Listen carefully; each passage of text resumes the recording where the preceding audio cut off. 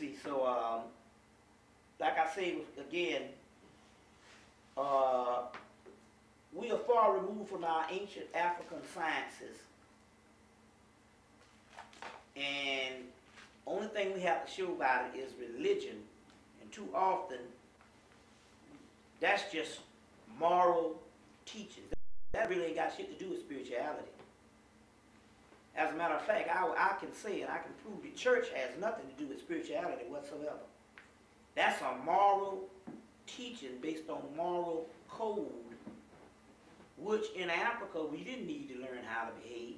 A dog don't need no damn book on how to fucking be a dog. Humans don't need no book on how to be a fucking human. That's the white man. He had to have a manual because he was inhuman. So in actuality, in so many words, we created these religions for his ass, because look what he did with the book. Can you imagine how this devil would be if he didn't have no book? But somehow in the process of our getting hit in the head, we woke up and thinking in actuality that we got to pray to God and love, and I tell my do all the stuff that it says doing and all, when in actuality and all, we are the manifestation of God. And the book is written, the book itself is copied based on the nature of the ancient black people, in which they was telling people the laws to behave like. You see what I'm saying? So, so that's one thing I'm saying and all. We got to get out of this whole thing based on this. My point is based on this whole religion thing. Because some people, if you ask them right now, well, give me some proof that your prayers and all work. They say, well, he woke me up this morning. Well, a fucking dog woke up this morning. That don't mean shit. Because you woke up this morning don't constitute shit. At what level did you wake up? Wait a minute. Isn't that a series of blasphemy right there?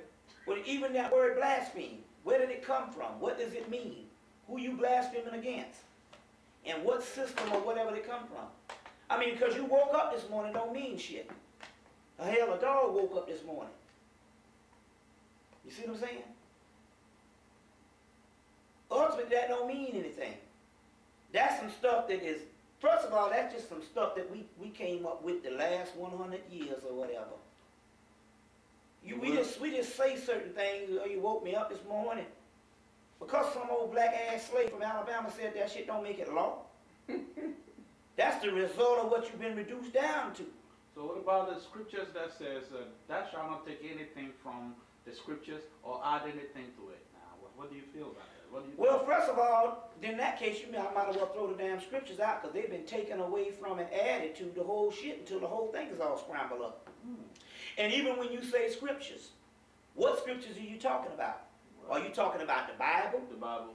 Well, which one? Well, what makes it valid? We got the Schofield Bible, we got the Septuagint Bible, we got the Latin Vulgate Bible, we got the Greek Bible. You understand what I'm saying? What Bible? Then we talking about what holy book? We got the Book of the Dead, we got the Egyptian Book of the Dead, we got the Tibetan Book of the Dead, we got the Upanishads, we got the Mahabharata, we got the Rig Veda. You see what I'm saying? We got the Ramayana. You see what I'm saying? We got the Gnostic text, we got the Kabbalistic text, we got the Torah. So there's several holy books. Just depends on what concept are you coming from. The King James Version? Well, does that make that right? Because it's one. See, he who knows one book knows none. First of all, it's the King James Version. So that means obviously he was writing that shit for his people. You see? But then again, if you want to say the version, that version is coming with 19 books taken from it. If I got a Bible and I take 19 books from it, that ain't no goddamn Bible. That's a maze of confusion. And the only thing you won't ever get from that shit is confusion. See, I tell the Christian, well, you know, the ship ain't really came in when you talk about your religion. The verdict ain't came in because you got 19 books gone. You see what I'm saying? You got 19 books gone. And does that make that gospel? We got Yoruba, we got Vodun, we got Igbo, we got Hausa. You see what I'm saying? We got the Keba Nagas out of Ethiopia. We got the Ethiopian book of Enoch. We got tons of ancient texts. We got the Greek text. We got the Sumerian text. We got the Babylonian text. So one book does not constitute who we are and basically what we should go by. And as a matter of fact, when you really think about it and all, other than waking up, shit. Even this word blessed. Now I'm not being no more spiritual by saying these things, by you challenging these things, than whatever. When we say blessed, most people say, oh, I'm blessed. What constitutes your blessing? 98% of the people say they're blessed based on material things. Somebody might say, I'm blessed, I got a cell phone. Whereas 10 years ago, a cell phone didn't even exist. You see what I'm saying? But yet you see people walking around like they can't even do without it. So what you would call a blessing 1,000 years ago wouldn't even be in existence. What we would call a blessing in this society wouldn't even be in existence in an African society 10,000 years ago. The concepts wouldn't even come up. You see what I'm saying? The real concept is based on one thing down here: becoming gods. That's it. Man, know thyself. Is it not written in your law that ye are gods? And how you act and who you screwed last night does not constitute whether you are God or not. So it just depends on what we've been programmed into believe. That's a form of the slavery. We got to break that. You see what I'm saying? We got to break that. You see. Let me give an example. Asa Hemmitt posed this question before. If nobody ever told you that multiple gods was wrong, would it be wrong? If you never heard that I worship one God and polytheism is wrong, would that actually be wrong? No, it wouldn't.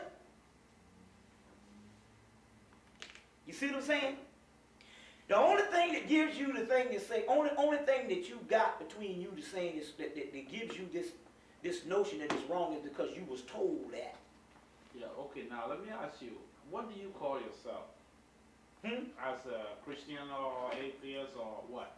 No, I'm not an atheist. I'm not an atheist. I'm not a Christian either, because that's a terminology that only exists 2,000 years ago. That which only existed 2,000 years ago cannot be the end-all and be-all when half of human history was over 2,000 years ago. No, the majority of human history was over before we even knew anything about Christianity. So how the hell are you going to be something valid in a world that lasted for millions of years and the world existed, literally has come and gone, and then Christianity pops up? I am an African ancient spiritualist, which religion before it became religion was an ancient educational system where you learn your relationship to the universe, the omniverse, nature, and yourself. And anything outside of that was a watered down version. So basically, I am the combination of all of that, which is beyond religion. So I don't call myself no religion. The word religios means to bind. You see what I'm saying? We should become beyond religion now. Religion carried us to a certain point when we didn't know any better. You see what I'm saying? You wouldn't call the Christ that you're looking for to come back a damn Baptist. You would be like, hell, you supposed to redeem the world. I know damn well you got to be something greater than a fucked up ass Baptist or any other little human existence down here. You got to be reality itself. Well, that is what your soul is, Christ, before it was named, relegated to one particular person and named an actual system of worship. You see, we had the knowledge of becoming Christ. So what sense in, let's say, other people killing other people? Huh? Killing, period. What do people really actually get when they kill other people? I mean, kill. Well, in actuality, I'm going to be frank now. Let's go into some ancient science. First of all, even in your Bible, it tells you that, right in your Bible, it says that heaven and hell will pass away. So what we call heaven is not even real. It says it right in your Bible. This heaven and hell will pass away. It says it right in your Bible. Our God did not create the earth. Jesus says it right in the Bible. He says, this kingdom is not of my Father.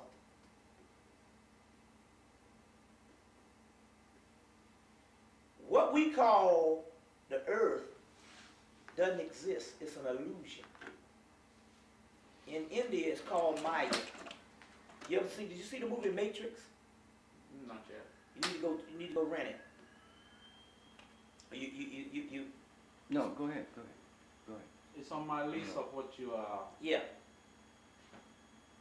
What we deal with right now is not even real. Ultimately, well, that's a bit too much. Let me just say what I'm trying to say. If this is not reality, then what is killing somebody? What is anything? The only thing that exists, if this is not real, is wisdom and knowledge. In the Tibetan Book of the Dead, it tells you that the true enlightenment of man is the realization of the unreality of existence. This is called a holographic universe. It never existed. What's your name? Sam Taki. Sam Taki. Taggett? Taki. Sam Taki. Right. Sam Taki never existed. You are a series of events that never existed. The only thing that exists is your soul inside of you. The physical body is a housing unit that houses the soul. Somewhere in a couple of million years, we fell to a state of existence where we started thinking that the physical body was who we were. It tells you right in the Bible, the flesh is weak. Tell you, this is not my home, I'm just passing through. Who you are has nothing to do with who you think you are. This is just a physical body, flesh. If it was real, it wouldn't dissipate and rot. So how is it can you be chastised based on something that's not even real, that's something that's not even going to be here in the end or eternity? They say that which is real can never disappear. It will last forever. The only thing that is real is your soul is on the inside of you. It tells you in the original scriptures, the one before they was changed into the scriptures of the Bible, or some of the stuff that was taken out of the Bible. This is what it says. In the Gospel of Adam, I think, which is the scriptures they dug up in 1945. See, our Bible was made out of older scriptures. And then basically the Roman government, what they did is the ancient people who used to be the authors of those scriptures, the Roman government turned against them because they basically copied these people's work. And the Roman government turned against them and killed all these people off. They were called the Gnostics. And they killed all of them off. And they attributed that work to Jesus, but that work predates him. They killed all these people off. And some of these scriptures was found in 1945. Bentley Leighton's Gnostic scriptures, or they called the Nag Hammadi Library, because it was found in a place called Nag Hammadi, Egypt. And these particular scriptures was found. One of the scriptures in the Gospel of Adam tells you that we people that are spiritual, the ones that have a soul, it says that they say that basically The ones who are not spiritual, the earthly man, are the ones who do not have this original soul. They need church. Church is good for them. For they cannot live without moral good behavior. They say, but we spiritual people, we can surely get to the kingdom just for the mere fact that we have a soul. They say that the one without a soul, he cannot achieve the kingdom. He's not capable of it. Because the kingdom itself is your soul. That's what the kingdom is. It says, but us that have a soul can surely receive the kingdom, which is the awareness of our soul. No matter what we do down here physically. Just as gold is placed in the mud, does not change the gold. The mud does not change the gold after thousands of years. You wash it off, it's the same gold. So is our soul cannot accept decay.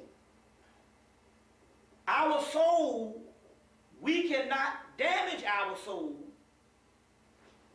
no matter what act of degeneration and degradation we do while we're down here. So now, back to the same question. I have.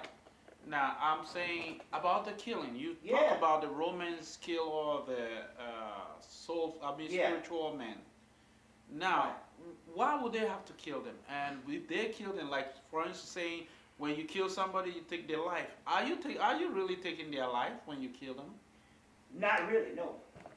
If they got a soul, you're not taking their life. Eventually, you just speeding up what's going to happen to them a few years down the road anyway. Death is inevitable. Death itself, my friend, is the soul. That's what your soul is. It's the birth of, it's the releasing of the soul. Now, that also sounds a bit spooky. This is something Yes, it like sounds what spooky. Jim Jones did. So actually, it's making me becoming a little bit spooky. No, it's not Jim Jones. It's not Jim Jones because the simple fact is what I'm doing is I'm providing ancient scholarship. I'm giving you text that you're supposed to go and study yourself. See, the good thing about why I'm saying that you can basically take what I say as gospel, because I don't have a follower in our group. Yeah. I am basically a scholar and a researcher into ancient material. As a matter of fact, I don't even suggest that you even believe what I say if you eventually don't go and research it for yourself. So what I'm doing here, see, this is the deal how we have to distinguish on who we're talking to. A lot of people out here they have a certain group and they want a certain people to follow them. I don't come in that category of people. Number one, I'm providing ancient information that was hidden from us for thousands of years. Now, how do you receive that information? That's up to you. So do I tell you not to be a Christian, or I tell you to say my point of view? That's not the point here. What we're doing is we are basically recording records of information that was lost to us for years. You see what I'm saying? This information, what is it supposed to do? It is supposed to enhance what area you are in, other than tear it down. Or, if you feel like it, you don't have to be a part of that, the system that you're in. You understand? What I'm trying to tell you, it makes common sense that nobody on the earth needed a new religion to come to them that they didn't already have. It's irrational for an Eskimo to worship a Jewish savior. That don't make no goddamn sense. Never did. You see what I'm saying? So why is it as we are Africans would have to look in the context of we got to have one particular religion that defines us all, when the religion is a new thing? You see what I'm saying? 2,000 years ago we had educational systems, and because you was educated in those systems, these things that I'm saying would make a lot of common sense. It's just that 2,000 years ago, they separated the science from the education. So the scientific people say, to be in science, you can't believe in God.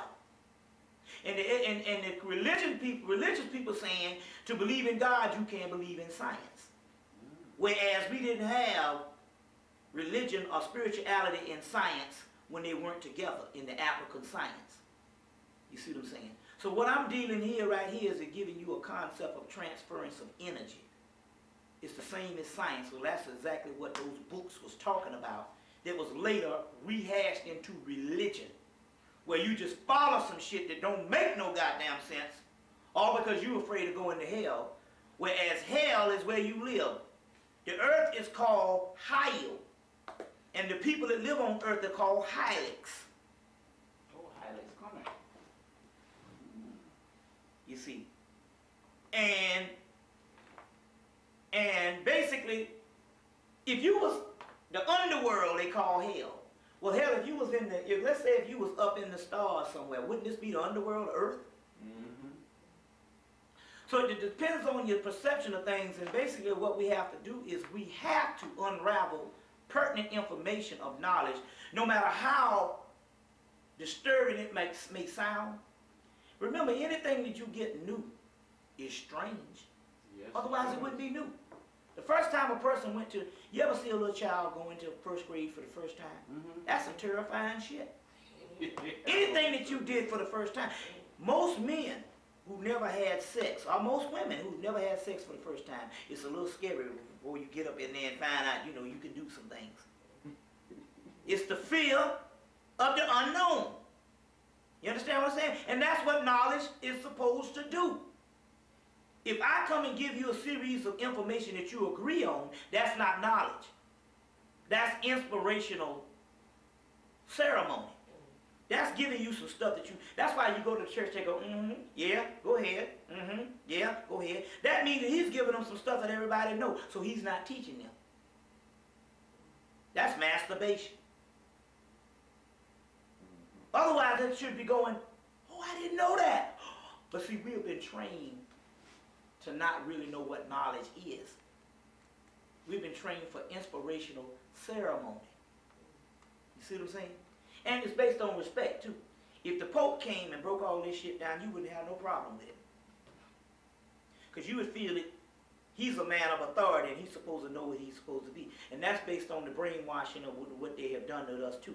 We don't think that people that you might meet yourself that's unapproachable, that's not unapproachable to you, should know anything. So I shouldn't be sitting up in here a few feet across from you telling you anything profound. Whereas a man that travels around in a glass cage and waves to you in a window, because he's unapproachable to you, you have been trained that he must know more knowledge than a person in your own community.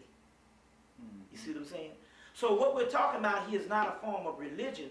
What we're talking about here is a form of education, which the African way comprised of spirituality, in which you call religion. So that's the difference between me and other people. You see what I'm saying? I'm not out to get your money to tell you what you want to know. Every day we live, we're supposed to learn something. And the day that we don't learn something is the day that we don't live. That's what the Egyptians used to say. So therefore, if this stuff seems strange, that's the only way you get your mind to work. One more question. Yeah, yeah. Now, suppose somebody pull a gun on you or something. Didn't you get some frightening experience? And didn't you really plead for your life? Why will you say, like, when you die, you become more powerful and you speak things up? Right. Why will, I mean, that is... Well, it's naturally because, like I said before, because I haven't died yet, and it's only human to me to want to hang on to what I know, because we want to cling to the familiar. They say even when someone comes to hell to get you to go to heaven, you're going to go kicking and screaming and fighting. You would rather, if your arm had gangrene, and it's going to threaten to kill the rest of the body, you would rather your arm stay on than somebody cut your arm off. That's because people tend to cling to the familiar. We feel comfortable in that which we already know, and we don't feel comfortable into that mystery that we don't know. So most people fight against death up to a stage. Other words, it's like fighting. It's like trying to hold on to a penny than to receive a dollar. Than to receive a dollar. I see. That's only because you have been conditioned to that. Remember, life is all we know. So if life is all you know, how would you know that death might be the ultimate prize, in which it is? Even Christ had to die. Don't you want to be like Christ? No, now. Very late now. No. Don't you want to? I want to be like Jesus. Well, Jesus had to die. Yeah. Right? And Osiris and all the rest of them had to get the hell on to the other dimension to gain the power, because the prize is on the other side. You see what I'm saying? Even the Africans, some people say, well, how the hell the Africans just let low Europe come in and take over them? But then again, we thinking from a modern mind. The Africans understood that certain things was inevitable. So they just laid down and died. Because number one, they knew this day was coming. You see what I'm saying? They knew this day was coming. The Tibetans got a thing, the Tibetans got a day that they knew the white man was coming about 800 years before he came. They knew he was coming. And they said that to the day, they said they had the day, they had the year, and they had the fucking hour. And the day, the year, and the hour, the white man arrived. The Tibetans got a thing. The white man, they had an 800-year prophecy on the day he was gonna come. And to the damn hour, he came knocking on the door. You see what I'm saying? He came knocking on the door. So some things are inevitable. Ultimately, death has to be the ultimate power, because the simple fact is we all gotta die. And they said this is what's plagued the modern man for years, is not knowing the knowledge of death. You see what I'm saying?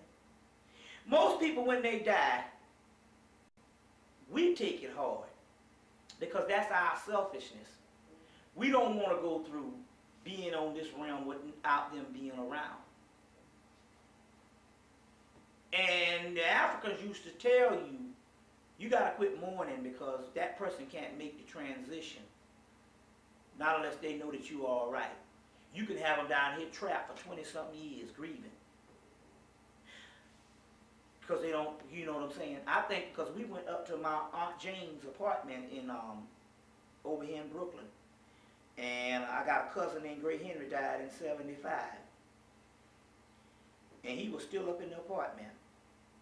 Now obviously he didn't make the transition, and I figured it out why he didn't make the transition, because I remembered that she grieved. So this was her brother that she was close to, real close to, and so she grieved way past the time that she was supposed to grieve. You see what I'm saying? Mm. She even blamed God for taking it. And so as a result of the grieving process, he probably stayed around on this plane, because he didn't want to leave without his sister being all right. And he's still up in there. You mean the ghost? The spirit, yeah. The spirit. You see, still up in there.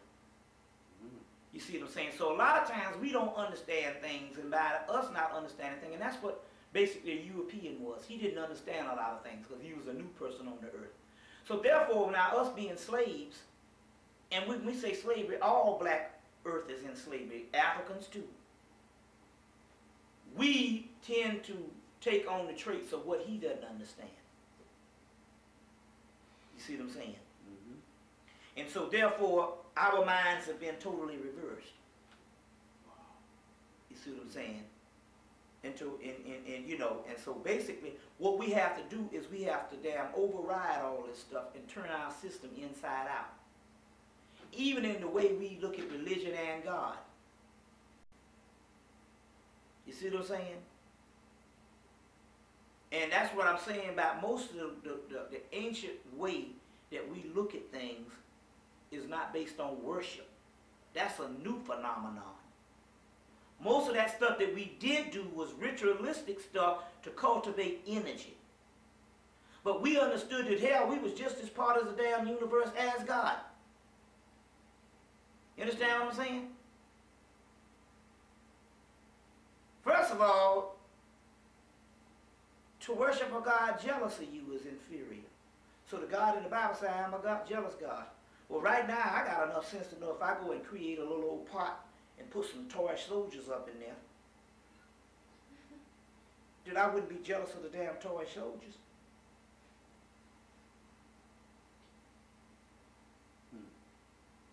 You see what I'm saying? Well, there's a whole nother realm on why this jealous God, because that jealous God is not the real God. It's not the real God. You see. And he's jealous because we have something that he don't have. Well, that's a whole nother story. So in other words, he's feeling just lousy, jealous, just lousy. Yeah. You see, it's a whole other thing and all. But that was put into the scriptures later about this jealous God. Just as a lot of things. I mean, because it's in a book don't necessarily mean it's true either. In the Quran it says that you can beat your wife if you beat her with a short stick. Including the Bible, one of the most patriarchal, sexist books ever written. So that can't be from God. I mean, literally, they ain't got a damn positive shit to say about no woman in that motherfucker. And even when they talk good about her, she's always a subservient being other than the man. She's always obedient to her man. They ain't nothing but a bunch of damn slaves. But she is never esteemed on the same level as the great patriarchs, Abraham and all them. So right there, it's a male chauvinist murder cult. That she gets blamed for the fucked upness of society. If you want to put a new word on something. And last young problem. Now, this is 90s, and we having a lot of macho women. And they're also trying to prove that they are the man. Now, as a man, what do you do about it? Do you also supposed to strike a woman? One woman say, you put hands on me and that will be the end of you. What do you think of that? Do a woman you don't supposed to strike a woman because of, you must think of all women like your mother. So if you think of women like your mother, especially the black man, we really, the buck stops here when it comes to mama now. Mama can't do no wrong. So we should all think of all black women like mothers. Like your mama, she has the capability of being a mother. So when you think of that same black woman in the context of mama, that question goes, that's futile. Mama got the right to do what the fuck she want to do. See what I'm saying? So you wouldn't even entertain the same question if you thought of every black woman as your mama. Because she is capable of being a mama, so we're talking about the same unit. You see what I'm saying? You see what I'm saying? The same unit. You know what I'm saying? We are equals. But what about a woman that really jumps in front of you and trying to make you look like you are a wimp? Well, my point is a man will jump in front of you and try to make you look like you're a wimp, but you wouldn't take the same context of him. You just figure, hey, it's just a little fight. That's just an aggressive thing that went on between two humans. But it's only with the woman that you would feel offended and all, and that's because of the fragile male ego. See, if you take it the woman and put her on the same level as the man, then you wouldn't feel offended when she does certain things. You would feel, if your partner did that, if your boy did that, you would look at it in another context. It's just that you have been conditioned to think the woman is inferior. So whenever she does a certain amount of things, you can't stand for it. Now, wait a second. Now, during the African American Day Parade, we witnessed one outrageous behavior by a young lady who weighs about 135 pounds, slapping a man who is very well masculine, weighing about 300 pounds, slapping him on the head over and over and over. And the man just don't want to do anything because of the police and the rest. So how do you handle such situation? Well, brutality is brutality. I understand that particular part, but my point is that would not be such a... are you saying that in actuality... best solution for the situation? How? Of male-female situation. Well, the best solution, but my point here is it wouldn't even be in the same context if he was beating on her. You see what I'm saying? if he was beating on her. My point is the point I'm trying to make is, the whole context should be looked on as they're being aggressive towards each other. Her being aggressive towards him should not be tolerated the same as him being aggressive towards her. But because it's a female, you've already looked at it as another situation. If it was two men fighting, you wouldn't look at it on the same contents. You're only offended because it was a woman. My point is, we're talking about two of the same entities. And the only reason why we have a different reaction is because we've been trained that we are different. And in most cases in a patriarchal society, we've been trained that the woman is a little inferior than us.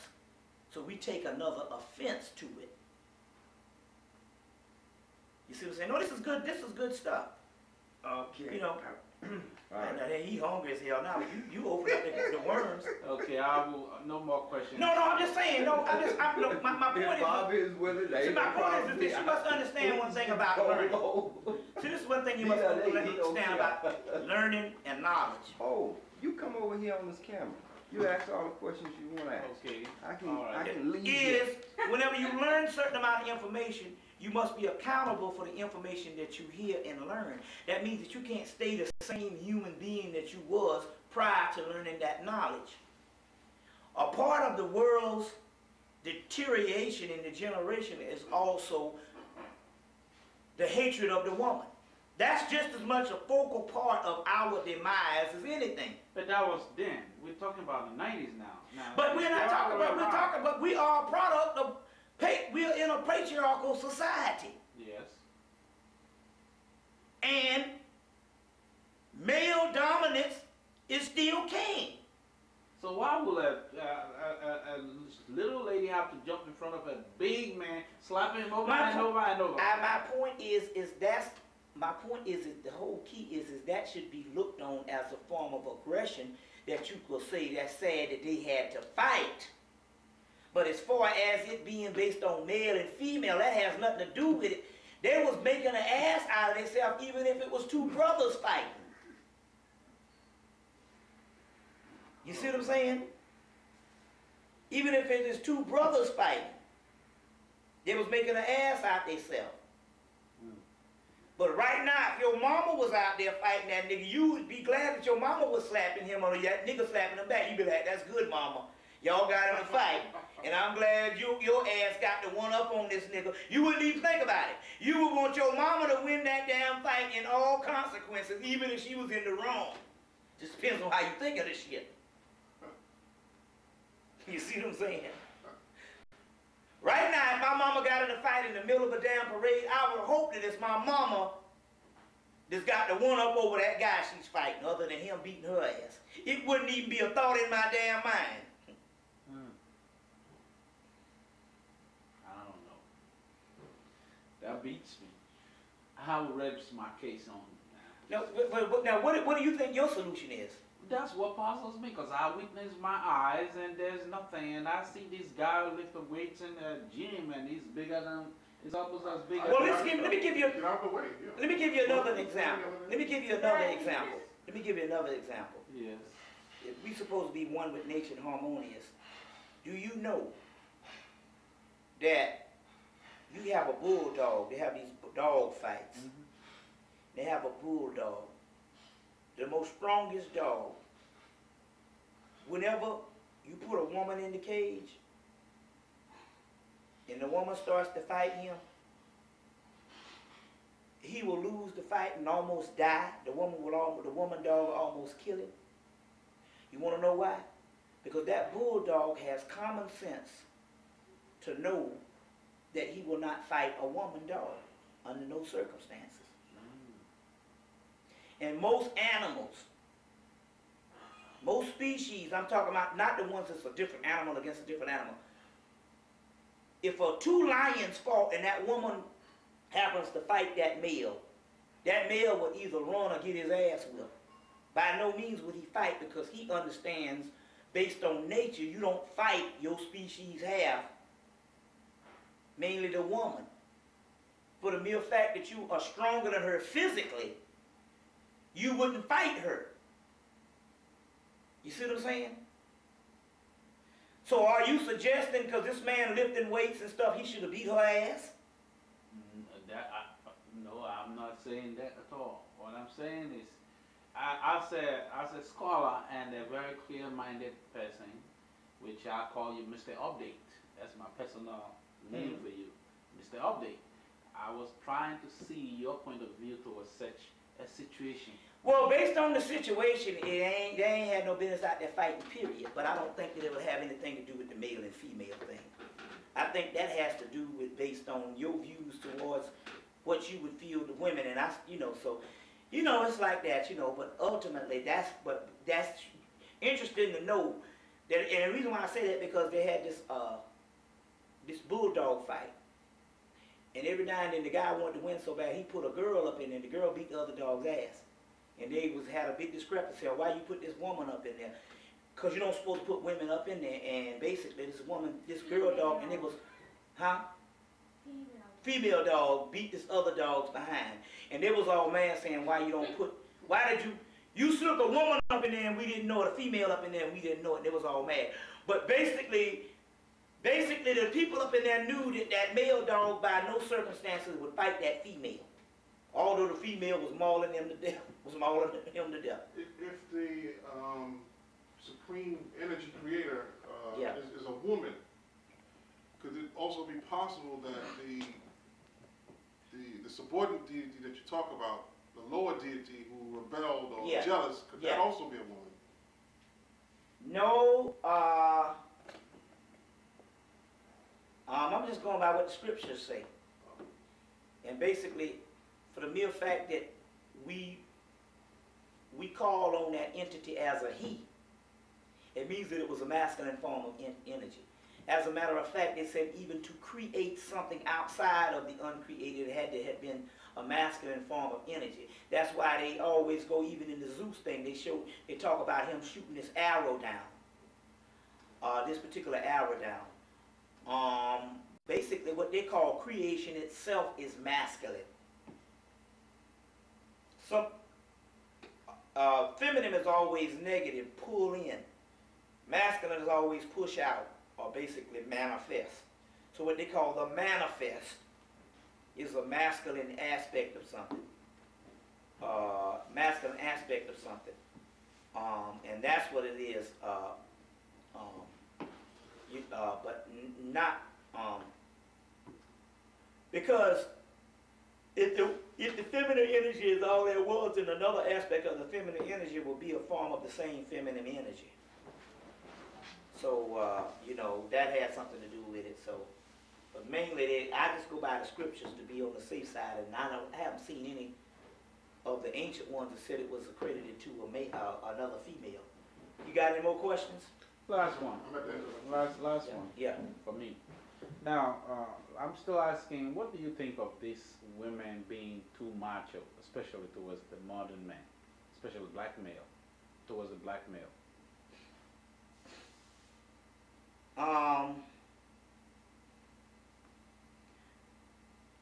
Well, to create some balance, I don't think it's such a bad idea.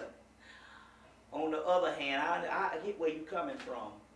I think that on one hand, what we got going on also too is we have a certain hatred for the male also developing.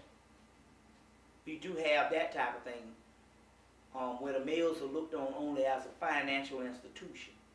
I think that is just as much out of balance as it is as the woman being looked on as a piece of meat. And we cannot say that in actuality that does not exist, because I will say that even in the conscious community, when I travel up and down the United States, a lot of brothers that are conscious, they're having a lot of problems with their mates. Yeah. And so this is prevalent. And I think also too that it has a lot to do with the society that we in, because do you know that in the 1970s, inadvertently, the black woman didn't know it, but they had her on the list as government agents. Although she didn't know she was on the list, They had her on the list because they could create certain situations that they could depend on her to be on their side. You see what I'm saying? By giving her the job, by giving her a certain amount of things like that, and they could turn her automatically against her male by thinking that something is wrong with him. And I think that a lot of this stuff, what you're talking about on that aspect, is this same age-old trick by the master, the white master. And one way you do that in slavery is you turn the male against the female against the male, in that aspect of thinking this man is this shiftless old Negro. Now that is a form of government control also, by giving her the jobs and doing certain things and making her think in actuality she got that way based on her hard work and effort, when it was a government conspiracy to only give her that to create dissension amongst the males. You see what I'm saying? So on one hand, we cannot let that slide also too. This particular newfound part is also based on that too. So I will say on that aspect, that is a part of it too. But then again, on the other hand, we got to look at this particular part too. She's also been a victim of oppression. And we must always look at it that the same bug that bit her bit us too, and we're both oppressed people. And so we can fight over who's being oppressed the most, and we lose out when we got to understand that we are not really a product of our own civilization anymore.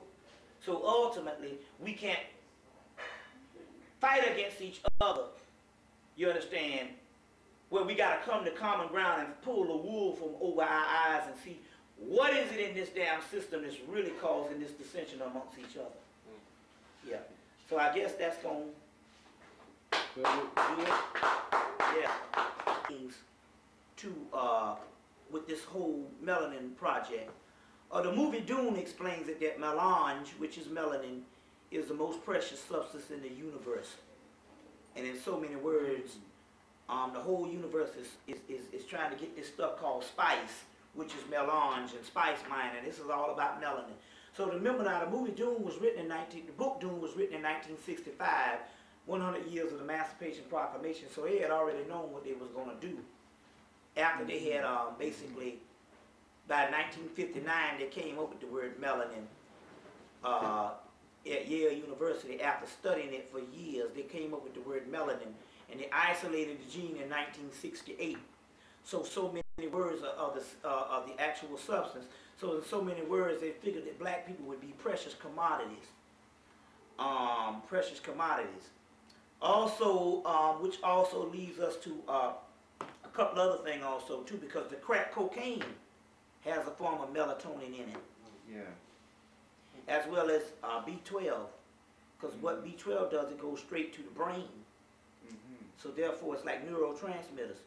So all of that stuff, you know, also like I said the other day about this brother went down and had 2 fish sandwiches. And he was eating these 2 fish sandwiches because they gave him all this free food at McDonald's. He was eating this fish sandwich and he found out that in actuality, his lip got numb and his throat started draining.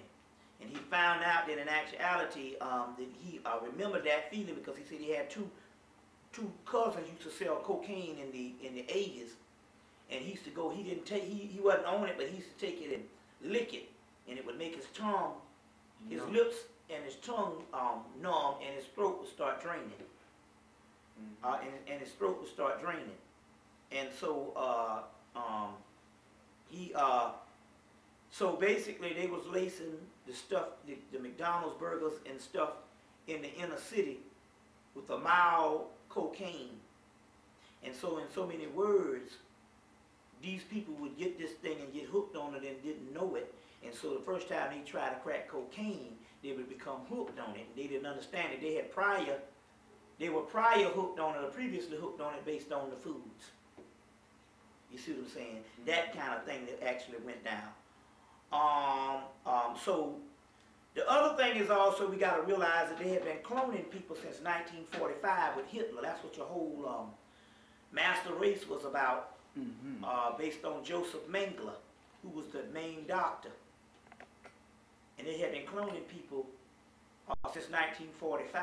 Also, you must understand this too, that not only were they cloning people, that they were they had also done a lot more research on it up until the point that they are now that they can clone a person within a matter of hours. Get your movie Judge Dredd, or even when you get the movie Fifth Element, you saw them make this person. We could literally see the cloning process before our eyes. So in actuality, in order them taking all these people out of the actual, taking these people from the actual projects and all these other people, they have to replace them also. So they're duplicates, could be these clones. We must try to realize that, because we're living in that type of time. They've been cloning since, we know they've been cloning blacks since 1975. And a lot of your blacks that you see that do stuff sometimes that is unbelievable, those are mostly clones. So Clarence Thomas would be a clone. This guy Ward Connolly, which was the guy, was the first guy that they had to fight for the to get rid of the affirmative action. Those were clones. Well, how does a clone work? A clone is identical to the original host. Yeah, but how do they develop? I mean, you said it can clone in an hour, the person is fully grown. I thought they take a cell and laboratorily somehow, you know, bring that cell into being, but it has to go through the regular. It did in 1945. It did in 1945. See, that's the deal about new research. If I develop something and tell you 50 years later, the research that I'm doing now is the rapid treatment of it. What's that, sister? Do they know they're a clone? The clones does not suspect that it's a clone. It has complete memory. You can see that on the movie Johnny 2.0. But they can replace their losses in a day, because that's how advanced the technology is. See, the thing about it is this. You see, whenever we so-called supposed to live in a city, in a society, by the people, of the people, and for the people, and then we will allow the government to have top secret government projects, and that means in actuality that's not a people, by the people, for the people, and of the people. Because if we live in a society by the people, for the people, and of the people, you should have all the information on what the government is doing, since you're supposed to be the government. So that's falsehood anyway. Correct. You understand what I'm saying? Right. For the mere fact, if it was by the people, for the people, of the people, there would be no such thing as a top secret from the citizen. So for the mere fact that you allowed that, and we allow that because we all are part of a mind-controlled slavery system, then these people can have access to information that when you get the information, it's 40, 50 years old, and this is 40, 50 years prior to that. So the production of it, when they told you we can make it and it takes years to grow that cell, or takes months to grow that cell, they're giving you the 1945 data. You see? So this is why we can't fathom a certain amount of technology, is because these people are somewhere in the year 2020 something, and they're telling you we're in the 1940s. Whereas in the 1940s, most things that they're dealing with have already been invented, and what you got now in 1999 is an acceleration of the progress of it. And these people can do some of everything, but even the Bible says that the knowledge will increase. You see what I'm saying? Honorable Elijah Muhammad said that they're going to give this devil just enough rope to hang himself. So can the male sperm be taken by a woman and then later on go to delivered to the clone station or whatever the laboratory? They don't have to do it that way. Basically, the only thing they need is a cell out of your blood or your hair. So basically, when they're telling you to give hair, that's because of the cloning thing. They're putting everybody's hair on file. They're putting all the blood samples on file in the prisons. Correct. Well, that's why the prisons now are new plantations also too. Number one, they're cloning the people in the prison. That's why this brother said that they came and got him one night, and he don't remember what happened to him, but he just woke up in the cell the next morning. Well, obviously that was the clone that woke up. In the movie Johnny 2.0, it shows you that. With Jeff Fahey, the clone does not suspect itself to be a clone. But it was interesting because the brother from there was a brother from Atlanta. This sister grew up with him, and she says that this brother who grew up with her, and she's 35 now, something, or 30, in her early 30s. This brother's thinking he's in his 20s. He don't even know his birthday. So most of your African leaders that they got is killing the people like that. That's the clone. So what they can do is they can go in and they can start these wars in Africa by cloning a certain group of people, and they go and do all this stuff that's going on, and you would never suspect that it's the white man. Meanwhile, you call for the white man help, and he come in and clean up the job. So basically, we're talking about all the stuff, you know, most of the things you see that's going on out here is senseless, and black people is going crazy on the continent. Black people is going crazy in Haiti. Black people is going crazy here. That's because those are the clones. And they'll use the clone to create a situation to label all the people. You see what I'm saying? These are things that's going on. But in actuality, these new things here, this new thing here is government. All a part of the same system. It's T.D. Jakes. Hold that up there. Let me see that. This is government. Number one, they knew that the Afrocentric movement, the researchers of the Nation of Islam, and all these particular things, that black people was getting into knowledge that was alternative to what the same old good old religion was doing.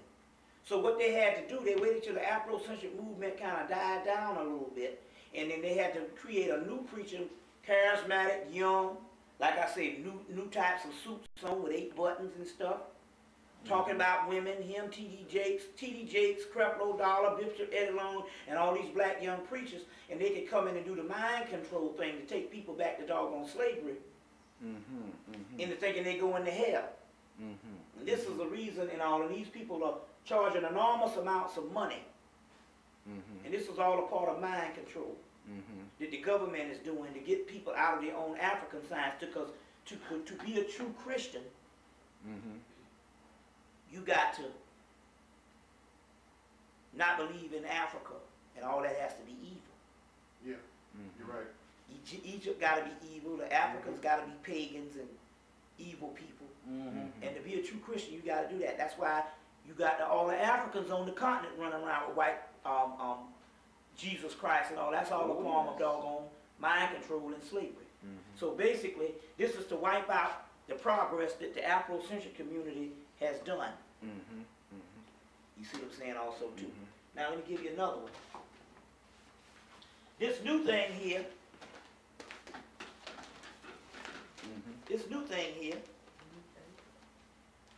is the new face of America. And they got all these people that's not black, not white. They in between, Hispanic and all this. All these people with mixed families, mixed parents. The blending races make a true melting pot.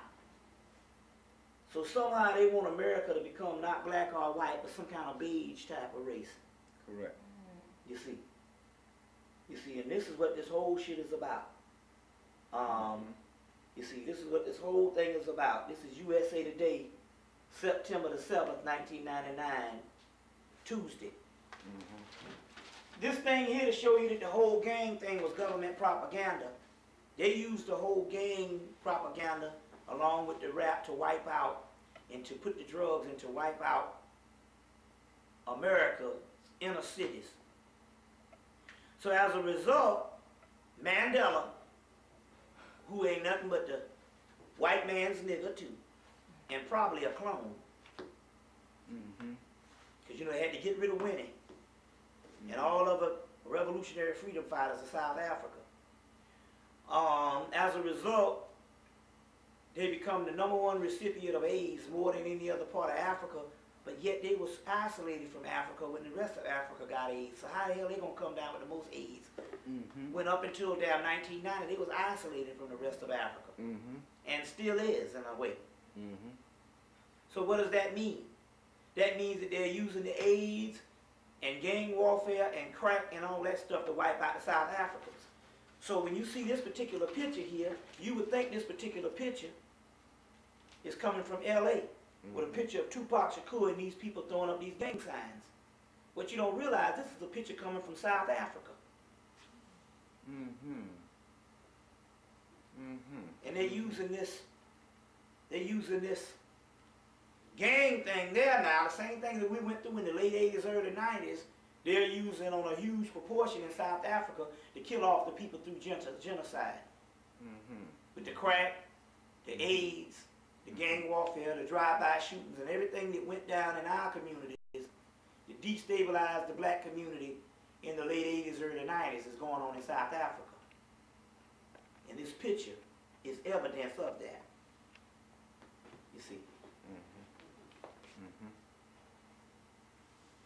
Meanwhile, the prison system now is basically an economic fortress for all things that is created in America is created in the prison systems. And that's why they end in parole in all cities, in all states. That's going to be the new force, is to end parole. Because if I got you up in there, but damn if I'm going to train you to create all types of industry, and you mess around and get out, and I got to train a new person. But if you got 10 years, you do the whole 10 years. And that way I got 10 years of a slave. Because the key is to end parole, because all of your factories that used to be on top of the ground in the early 70s in the late 70s, excuse me, in the late 80s, and started closing down in the 80s, is now opened up in the prisons. So how it is they'll have one, they can go under the banner of one corporation. They call it Unicorp. And Unicorp is all these particular factories that used to be on top of the ground, closed down and opened back up into prisons, and they are united corporations. So they call it Unicorp, and you thinking it's one people that's producing all the stuff in the prison, but in actuality, it's all of the factories that was up on top of the ground is now in the ground, in the prisons, and basically all of your labor now is prison labor. They said that they always say, the Republicans and everybody say that we need to get back to the values and the people who built this country. Well, this country was built by slavery, so therefore they go back into the prisons.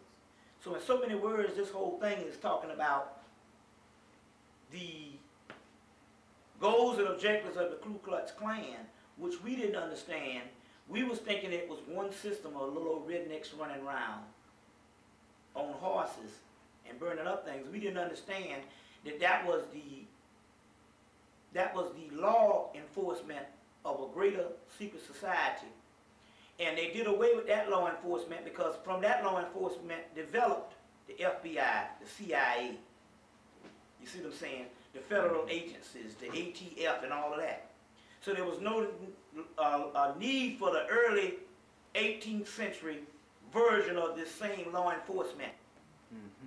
So therefore, they became more sophisticated, and they ousted all of the rednecks that they used for an open door policy at first to combat Reconstruction.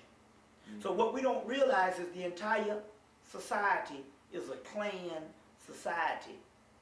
From the most elite groups of engineering firms, law firms, computer firms, all the way down, you see what I'm saying, to your everyday hospitals. It's all a part of that. And remember, most black people don't die. They kill you. They determine that your life will be expired, and they kill you. As a matter of fact, there's a movie called Critical Care, where the doctor said we pretty much can keep anybody alive if we want to. It depends on whether the doctor wants to or not. You see what I'm saying? So in actuality, the problem is by us thinking we're American citizens and we are included in this society, where in actuality we are still under the 3/5 of a human being law, which was proven in the Million Man March when they said you were 700,000 and you were a million. Well, the government was telling the truth. Based on 3/5 of a human being, a million people would be 700,000. So they told the truth. But we are still property of the United States government, cattle. And the problem is we think we're citizens and we think that we have rights and the government can't do that. Where in actuality, we're nothing but under the authority of some elite groups that decides whether we live or die. You see what I'm saying? So we shouldn't hold nothing allegiant and nothing sacred to this particular country, period. And that's it. It's ludicrous to think in actuality that this white boy gonna do good by us in this country too. You see what I'm saying? And I think we lose the side of that because the simple fact that we don't understand that the secret societies are much more severe and advanced than we think it is. That's world domination, and that's the only way that they will survive, and the only way that they have survived up until this particular time is a form of colonization or neo-colonialism. You see? And the key to the whole thing is they figure if it all jumps off that they have to take the motherland back as a form of a safe refuge. That is already recorded in the book, Ice the Ultimate Disaster, which in 1978 he gave the goals and objectives of the secret societies, and they said basically, if anything go down spiritual to wipe us out, our best safe place is the motherland, the Garden of Eden. So in so many words, this is why the African is coming down with 75,000 Africans are dying a month from AIDS that the government has put in there so that they can clean off that whole land for a safe haven. As a matter of fact, they have a city as big as New York and cleaner than New York built in the interior of Africa that the majority of Africans can't even get to. What's that city? Who knows? It's a city that the Europeans have built, and that's a city for the safe haven that they'll be going to just in case some shit jump off the spiritual, which it is. You see, they have a crystal city, and when President Clinton went over there, he went over there to christen that city and give the blessing to that city. One African girl commented on it from Kenya, because it's in equatorial Africa, in the middle of Africa. And she said there's a place that we can't go within a 200-mile radius. But she see planes flying over this thing all the time. They've been building on this city for the last 30-something years. And it's state of the art, right on the continent. Climate control and all that. So they can live in there on the continent and don't get burnt up. You see. So they've been doing this type of stuff. World domination. You see. So whatever little things we fighting for, we just grasping for straws. And the ultimate solution is we got to kill this cracker and get him off the planet. And an ultimate way to do that is from the spiritual aspect. And it ain't talking about praying either. Praying ain't doing shit but begging. It's talking about harnessing the spiritual energy that is in all ancient people, which just so happen to be black people, and getting him off the planet. In this case, we're talking about basically bringing this planet to another paradigm, spiritual paradigm that I was talking about at the beginning of the actual lecture. He has to go, bottom line. Because believe me, he's already made up his mind. If he can't rule, nobody will. He would rather blow up the whole damn planet than to give it back to the ancients. So you got a choice. The choice is not necessarily trying to carve out some niche to live in peace with him, because he's proven that he cannot live in peace with not only humans on the planet, but no animals. And if any time he lives in peace, it's always a master-slave relationship. And it's becoming increasingly hard to convince black people that this man is their fucking enemy. As time go on, black people decide more and more that ain't nothing wrong with these white people. Yep. They don't understand that the damn crime was committed against them years ago. So he don't have to appear to be your enemy anymore. He's already committed the damn crime. The system is already in place. Correct. So if a system is in place, hell, he don't have to doggone be the staunch enemy he's done. He's been there, done that. You're a slave now. It's after the fact to determine whether this man is your doggone enemy or not. You see what I'm saying? So therefore he can appear more humane because he's dwelling in a system that he's put together to make him look humane and still predicate and perpetrate a civilized barbaristic state that we all live in. The empire has changed, but from the outside, it just shines a little more. And we have all become consumer machines. That's why the movie, the movie 12 Monkeys told you, you ain't shit not unless you consume. Not unless you got some money to buy something, you ain't nothing not unless you buy it. And that's his policy. But the Kabbalah says that he's got the original people in confusion, and they have an incontinuance towards learning because the intruder, the white man, causes luxury. We all want to get paid to ultimately live, to buy shit from downtown. And remember, we never get on top of buying shit. He always gonna have some new stuff for us to buy every damn year. And that is a part of the damn slavery. So like I said, before desegregation, we had everything. We just didn't have the money. But remember this saying, small house, empty house, full mind. Full house, empty mind. More is not necessarily better, it's just more shit. So when you gotta move, you gotta throw away more shit. Cluttered up. You see, and this is the new form of slavery, is mind control. And programming you to think that your humanity is based on what you consume. Meanwhile, by him being the provider of what you consume, he is the God. And in the movie They Live, they showed you that they got a dollar bill and it says, this is your God. Subconscious, consume. Buy. You see what I'm saying? So we are in a system of barbarism that's far removed from the real spiritual aspect of what we used to be. And we're thinking we're more advanced. The African being in retreat from Africa. The Caribbean being in retreat from its spiritual thing. And black people over here, the #1 consumers on the damn planet, more so than the white man. Without a pot to piss in. What's that?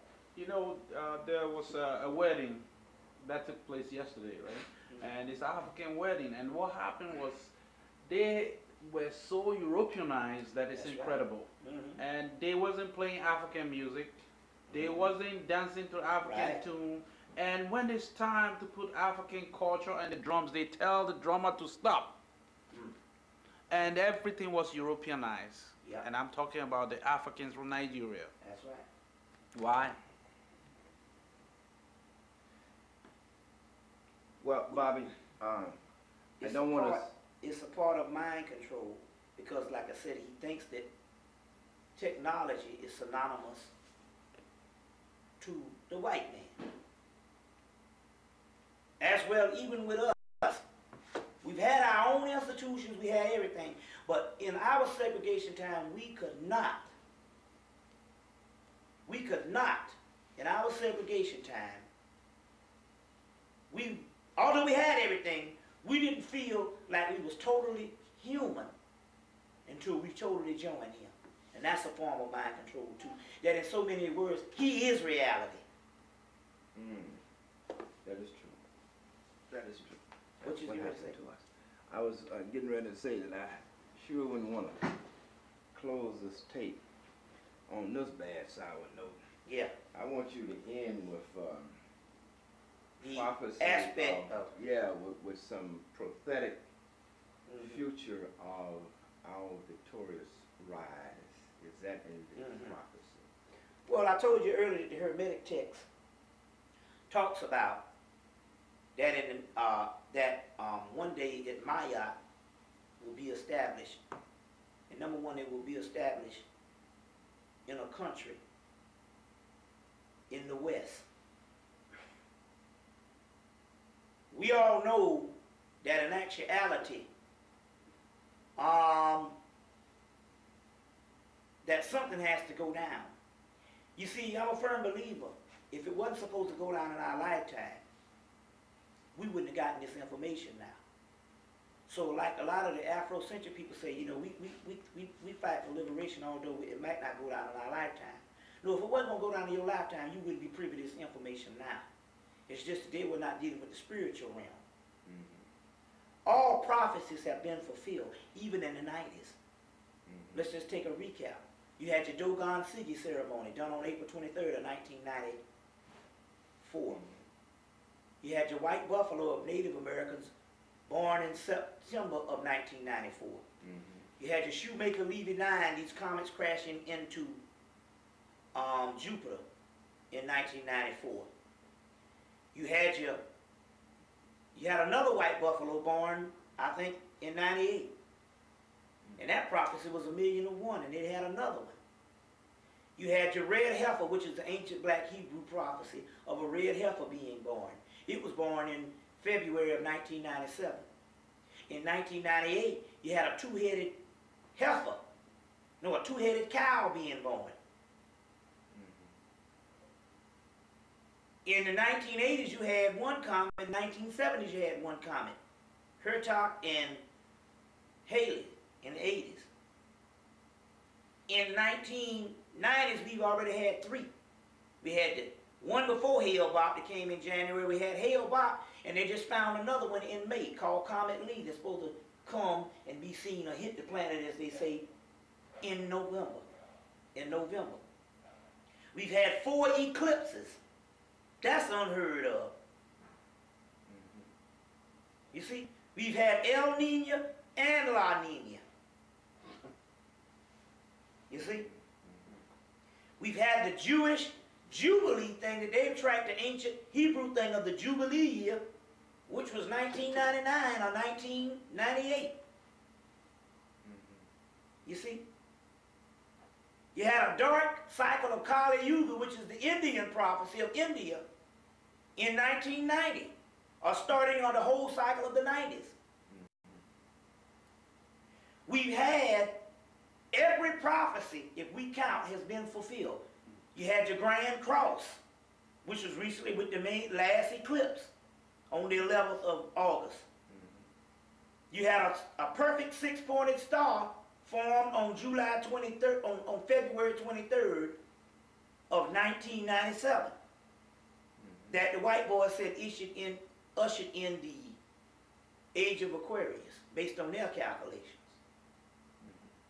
We've had all these prophecies being fulfilled, as well as black people here coming into a certain consciousness that they had to scramble and try to wipe out. You see, we've had so many things being fulfilled on schedule that in so many words, that what we're dealing with here is we're dealing with not a matter of years, but maybe a matter of days, maybe a matter of hours, that this thing can come like a twinkling of an eye. They say you might not know the day, but you know the season. Well, we can't calculate the date because dates are artificial. But we can say if a building is burning down, you can't calculate the exact minute that the fire is going to, and second that the fire is going to go out. But you can say that basically the building is on fire. Well, the building's been on fire. In Emil Bach's book, The Apocalypse of St. John, that came out, that comes from England, Flourish Press. In his particular book, he said, when the apocalypse started, we would have been in it 10 years before anybody even knew about it, because the people would grow so used to bad news. You see. Now the Dogon said, after this Sigi ceremony that they did in 1994, and might I add, at the same time they did that, the black people in America had the Freaknik down in Atlanta. Help Hazard is thrown on the same day. But the day that they did the Sigi ceremony, they said, after that, it's all over. They sure did. Well, some people say, well, The world is still here. What do you mean it's all over? They said, well, up until that point, after that time, what we have is called a null period, which means it's a leftover residue of the physical world that you thinking is here, that's really petering out. And just look, anytime the white boy got to kill John Jr. and Queen Diana for a sacrificial ritual, you know it's over. Now wait a minute. JFK, the sacrificial. Yeah, all that stuff was sacrificial. Boy, every time I think that we fixing to stop and eat, you say something. All that was sacrificial. As a matter of fact, Diana, that was sacrificial. Elijah Muhammad said, you'll know the end when the infighting comes amongst the elite. Well, the infighting is amongst the elite. Anytime they got a president that they so-called think that they got to give you his sexual pass, that's all government. First of all, they showed a thing on President Roosevelt. They said, you know, the majority of President Roosevelt's career, he couldn't walk at all. Franklin Delano Roosevelt. They used to prop him up and with wooden stilts, and he would wave from the back of the train. But most people thought that he could walk, he just was in the wheelchair. They didn't know that the man could not walk at all. But the thought of having a paralyzed president, they couldn't do that. So as a result, they made you think that this man could walk. So my point is, if this man, if they can take the president 30, 40, 45 years ago, 50 years ago, and put the deception on there that you think he walked, you don't think that they could hide the whole sexual escapade thing that went on with Clinton? Or is that a part of something that they wanted the masses of the people to believe? Because the first form of mind control is to distract the conscious mind, to leave the subconscious mind wide open. And what better way to get the people into a frenzy and go crazy is to give them something sexual. You see what I'm saying? So all of this stuff that happens now is not by accident. All that is a form of mind control. You see? So just about everything that goes on that news is manufactured. You see, manufactured. Even the Color Mine High thing when they shot up all them people was to attack the gun laws. Because remember, it happened in Georgia. It happened with the Jewish guy recently. It happened with the guy shot up the people in Atlanta. All that stuff, Texas, all of that stuff is to attack the gun laws, to disarm America. Because something is going down. And the only reason why we don't have a South Africa is niggas got guns. You see how nasty the police got with us having guns. Can you imagine how the police could roll around here if nobody had no guns to defend themselves? This would be Nazi Germany. Or worse. Or worse. You see? So all of this stuff is telling you that you can watch the white man's system on how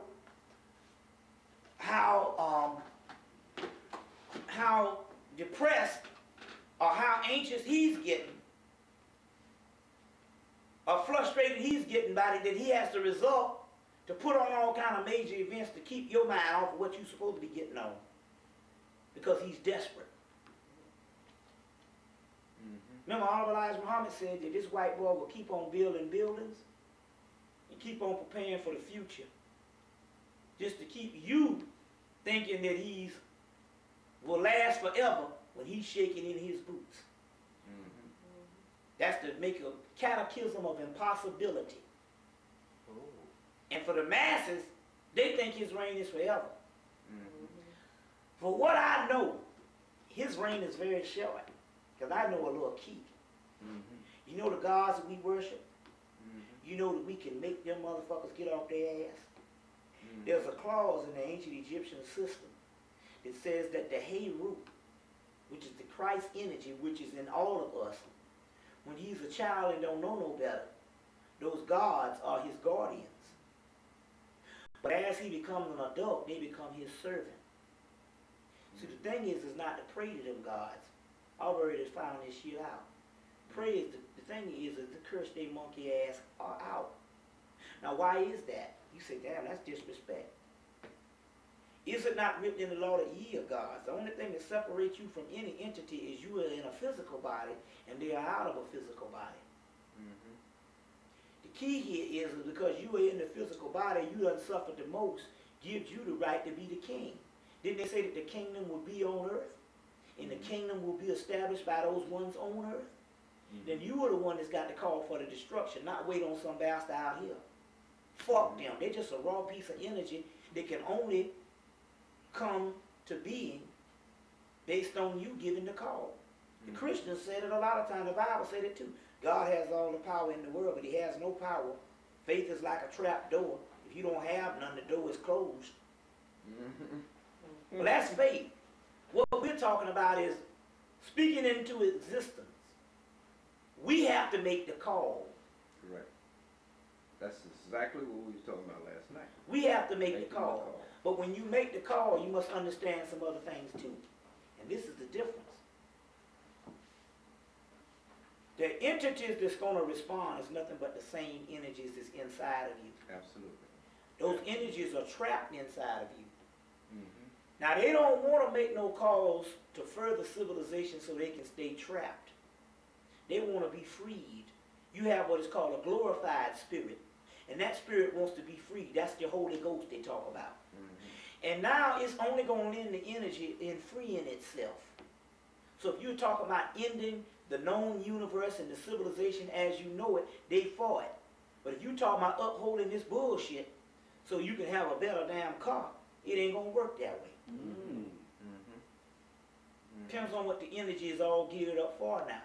That energy at one time knew that we had a life cycle, that we had to be down here for thousands of years. So it helped to coincide with the earth plane so that you can live an easier life cycle. Now that energy wants out because the prophecy is that all the energy is supposed to be free to go to the next dimension or the next reality. So now it ain't going to lend no hand for you to get no new automobile or to make sure we get another nigga in some office to fuck over us some more.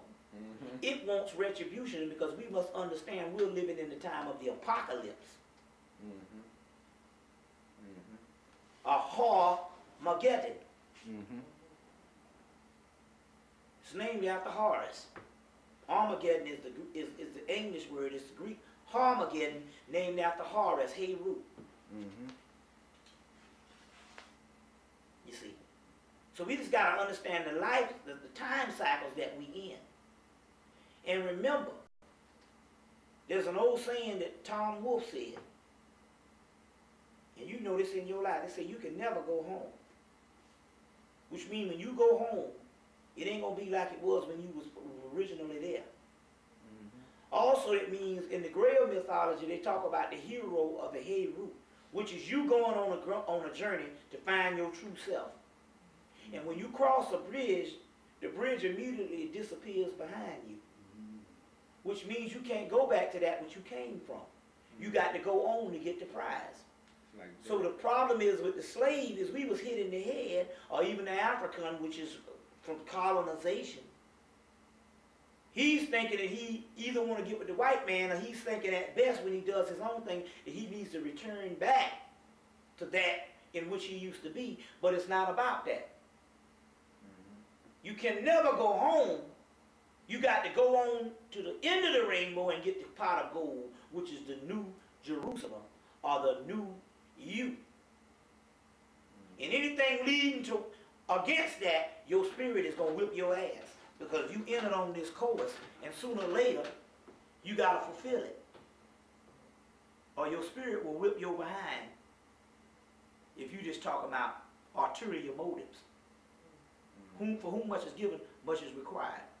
So one thing about knowledge is when your eyes are open, you immediately become the suffering Messiah. That's what the word suffering Messiah means. It means a people whose eyes are open in a world that is contradictory to them and against them. And not only that, they have to go through suffering knowing that their people don't want to know this shit. And that's the real heartache. That's what the suffering Messiah comes when your eyes are open and you know a certain knowledge and information, and you love, and because you love your people and you want to just tell everybody about this great news, and they don't want nothing to do with it. They would rather spit in your face than to hear the truth. That's when you start suffering. So the Gospel of Thomas that was dug up in 1945 says that when you seek for wisdom, may you find the wisdom. And when you find the wisdom, you will be troubled. But when you are troubled by what you see, rejoice, because the kingdom of God is within, is at hand. So this knowledge did not come about in this time, this dispensation of time, for us not to redeem everything which is supposed to be redeemed. It's here now because it's time for it now, and it's time to get up out of this shit. So on the other hand, we're going through this suffering now because it's time. Let me give you the scenario on what I'm talking about. The white boy, all he had to do to keep all of us dead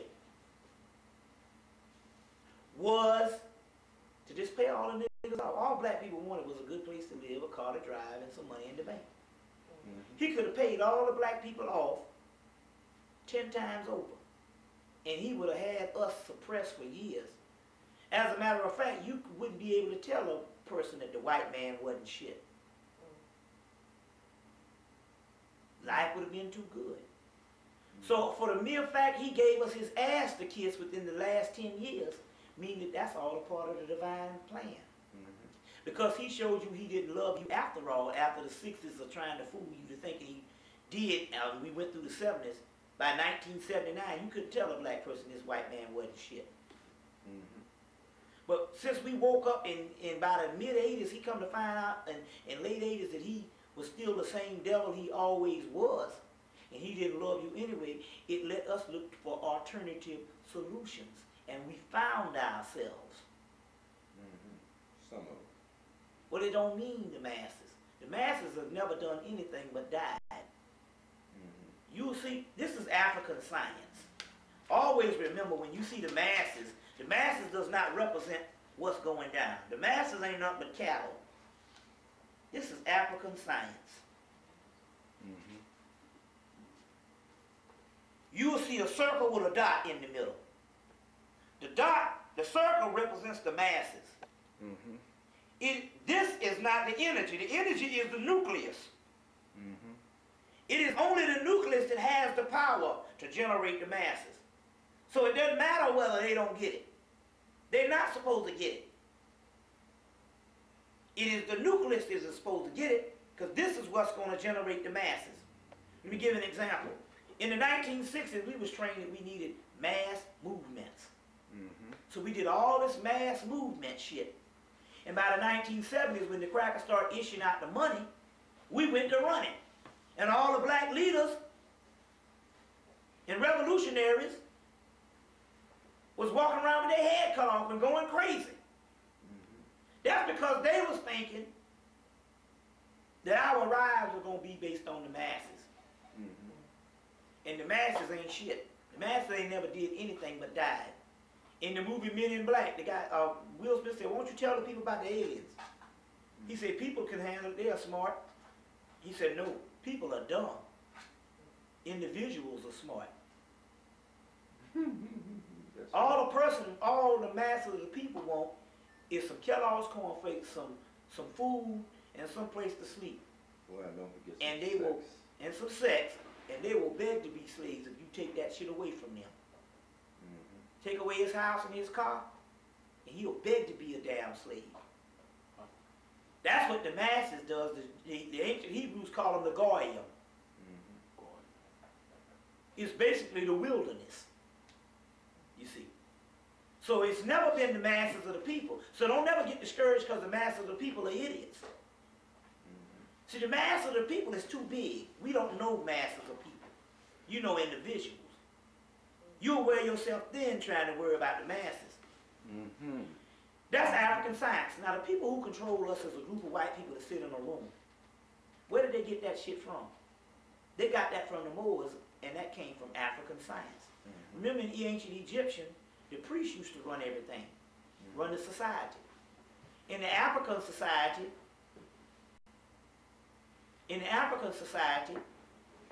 they used to have, like John Henry Clark said, you never got to the real king or the real leader. They would have several decoys.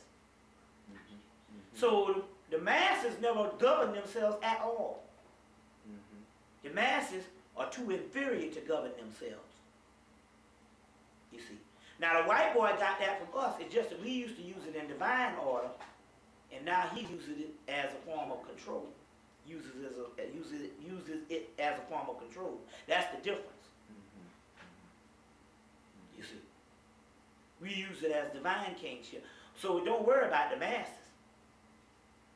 If the masses were supposed to get it, they would have got it. They would have gotten it. We got it. You see what I'm saying? That's why they always say, even in the Bible, they talk about the elect. You see? The elect. So in actuality, this thing is actually happening. Now, how is it going to happen? Is it going to happen how is it going to happen? Is it going to happen also from a group of people making up their mind? In Isaiah, there's a conversation going on between Mary, which is, Mayat and Isis, and one other person. And he's talking about how these people are going to rise up. How these people are going to rise up.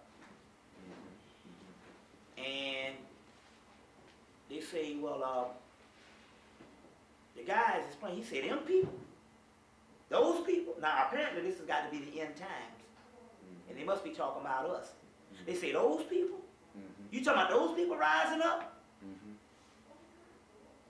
Say, I don't see how them people can do anything. And she said, don't worry about that.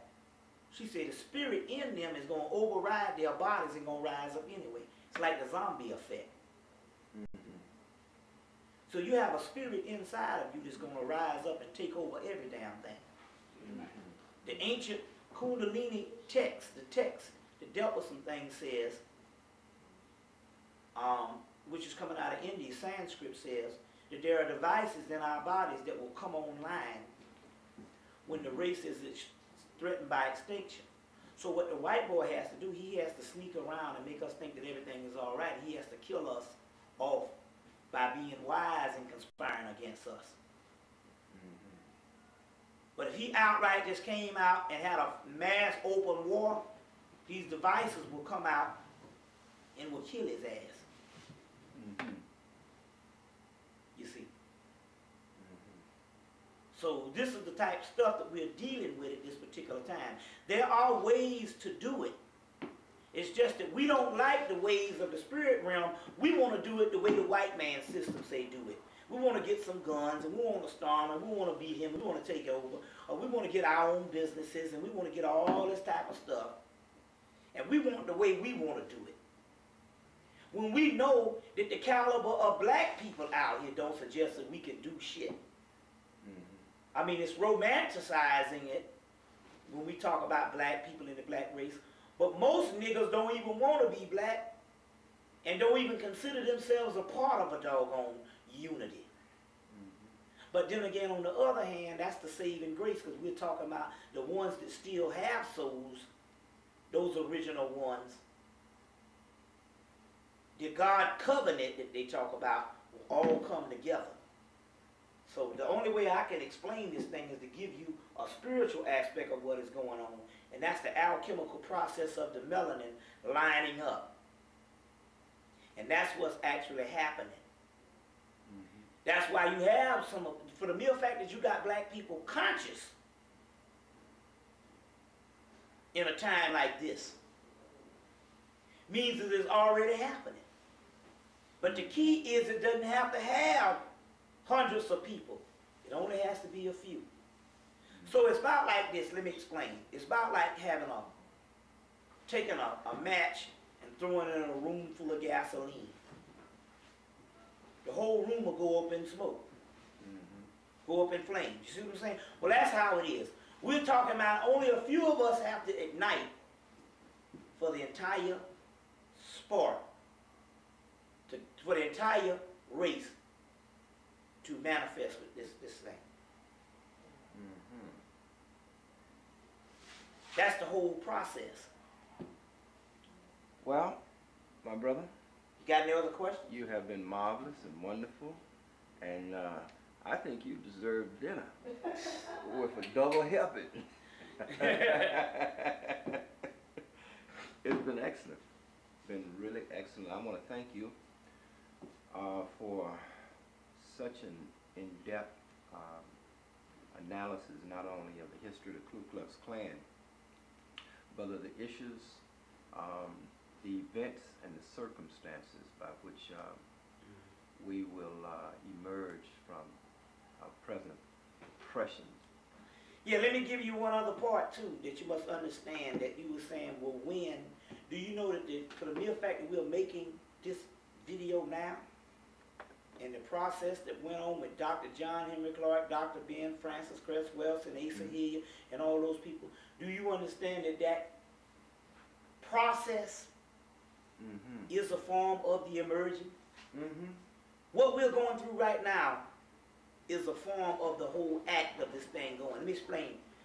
In the Kabbalah, which is the ancient black Hebrew and coming all the way from the ancient black Egyptian aspect, they have a word called tikkun, which is supposed to be this messianic act, something that happens in a process. We also call it maya. And they explain that it's not an event, but it's more of a journey of an unfoldment. So what we're doing now, speaking as we speak right now this moment, is a part of how the process of redemption and us getting our stuff together is done. We're doing it as we speak. So it's not something far off on how black people need to get together and do things. We have been doing it in the process the whole time. This process that we're doing right now is a process of that energy coming back online that you call that Christ energy. It's just that what used to be was reduced to one man. Well, number one, it was a part of man's soul, but what was also thinking it was one primal point in actuality is a process that has to take place. And I'm saying that that process is going on as we speak. This making of this tape is a brick at the end of the road now. In the latter part of the process that's been taking place the last 10 years or so. And remember now, we are on the latter half of it because all the prophecies have already been fulfilled. So this, what we're doing tonight, is a part of that. They say the hero's journey. Hero is Heru. The hero's journey is after he gets to the end of the journey, he finds out that the prize was the journey itself.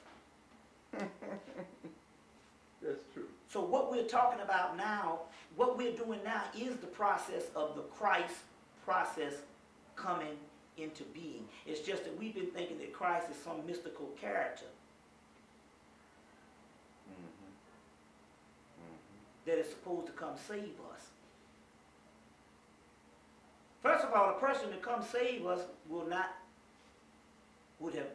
I wouldn't want him to save me for the simple fact that he didn't take part in the damn misery. That's why Uncle Elijah Muhammad said to worship a God other than yourself is to worship a God inferior to yourself. Because ultimately, the Christ is a title that we must go through. And we're doing that particular title. We're going through that unfoldment right now. So any other questions that we need to get through before we cut off? Yeah, I have one question. I want to know what's the best solution when push comes to shove. What do we supposed to do? I said black men and black women. What do we supposed to do? You know, ultimately, I think that's a part of his divine, I'm talking about the powers that rule us. I think that's a part of his brainwashing techniques as far as the way he does things.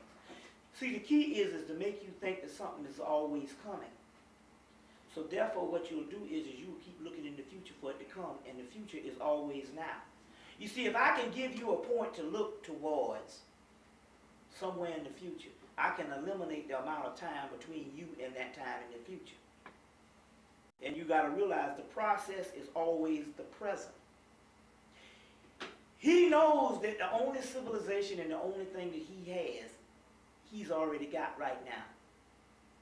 He knows that he can't go beyond this particular physical realm of existence.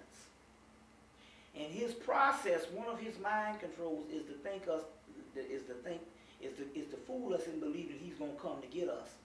That's what the whole Y2K bullshit. You see what I'm saying? So he ain't gonna make no moves. He's already made the moves, and he's constantly making the moves to ensure that his system stays in place. You see what I'm saying? So I wouldn't suspect him to outright come out and announce war against us when he does so well to do it every day without us knowing, because we don't pay attention to shit around us.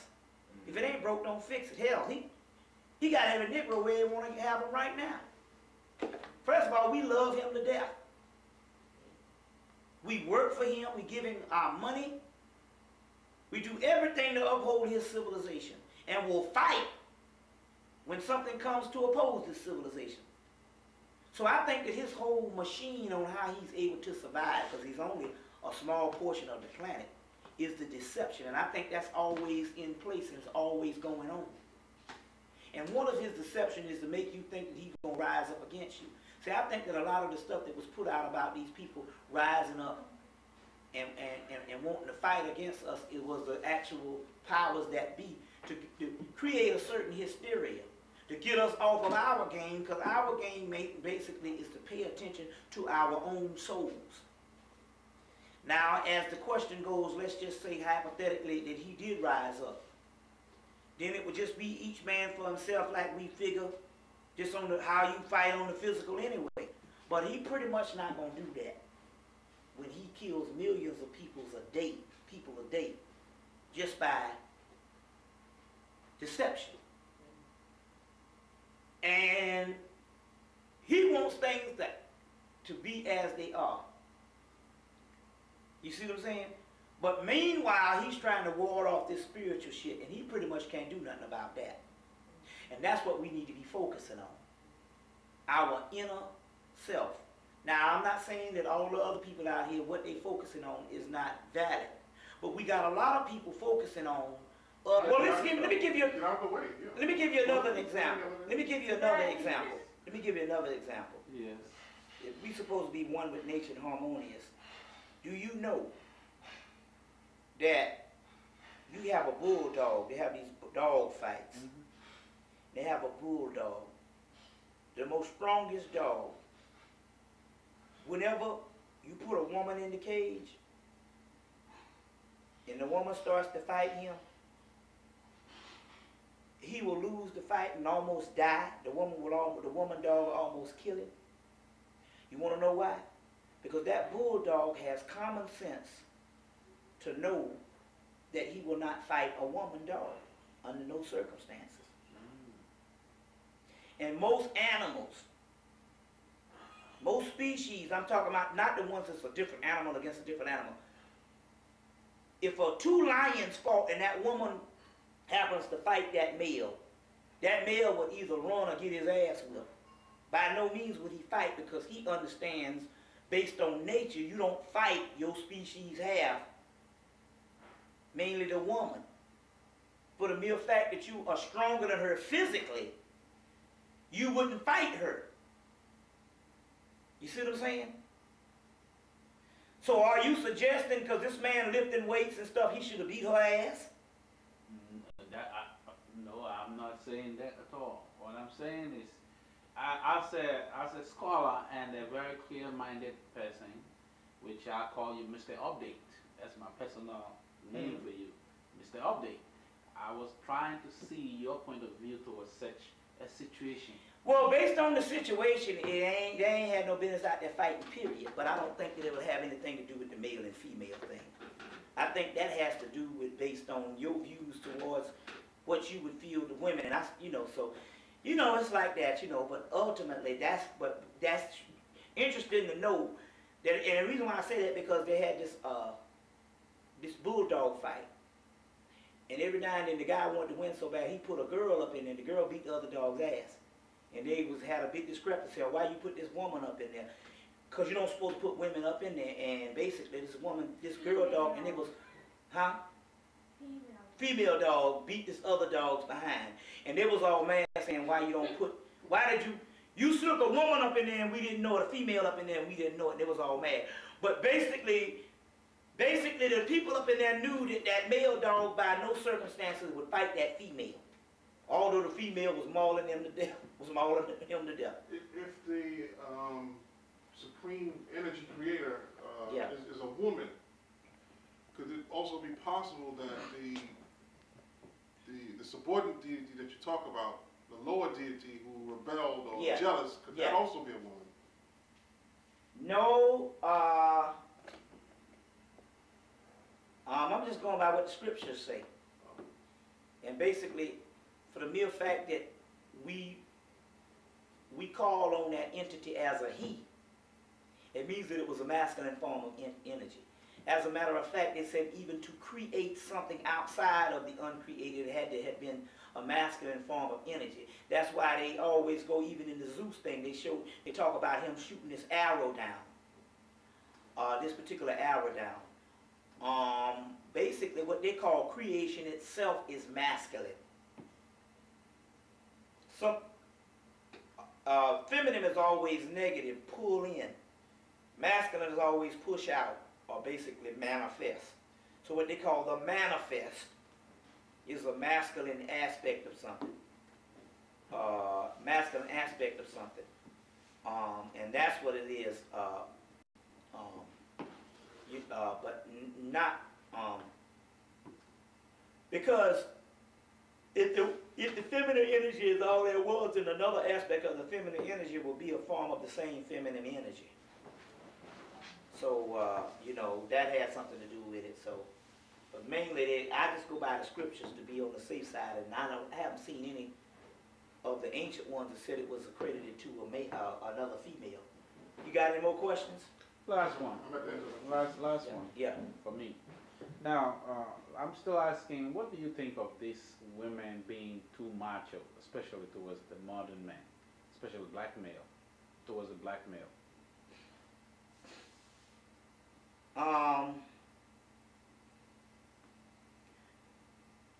Well, to create some balance, I don't think it's such a bad idea. On the other hand, I get where you're coming from. I think that on one hand, what we got going on also too is we have a certain hatred for the male also developing. We do have that type of thing, where the males are looked on only as a financial institution. I think that is just as much out of balance as it is as the woman being looked on as a piece of meat. And we cannot say that in actuality that does not exist, because I will say that even in the conscious community, when I travel up and down the United States, a lot of brothers that are conscious, they're having a lot of problems with their mates. Yeah. And so this is prevalent. And I think also too that it has a lot to do with the society that we in, because do you know that in the 1970s, inadvertently, the black woman didn't know it, but they had her on the list as government agents. Although she didn't know she was on the list, they had her on the list because they could create certain situations that they could depend on her to be on their side. You see what I'm saying? By giving her the job, by giving her a certain amount of things like that, and they could turn her automatically against her male by thinking that something is wrong with him. And I think that a lot of this stuff, what you're talking about on that aspect, is this same age-old trick by the master, the white master. And one way you do that in slavery is you turn the male against the female against the male in that aspect of thinking this man is this shiftless old Negro.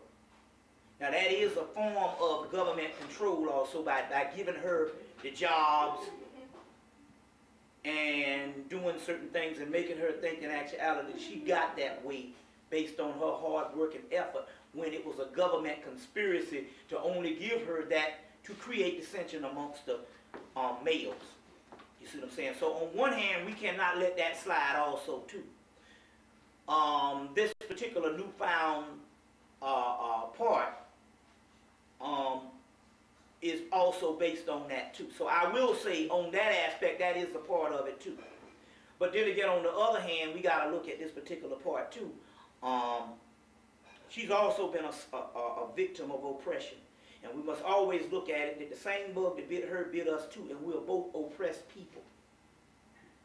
And so we can fight over who's being oppressed the most, and we lose out when we got to understand that we are not really a product of our own civilization anymore. So ultimately, we can't fight against each other, you understand, where we got to come to common ground and pull the wool from over our eyes and see what is it in this damn system that's really causing this dissension amongst each other. Yeah. So I guess that's going to do it. Yeah. Thank you. We're going to let Bobby eat a little bit.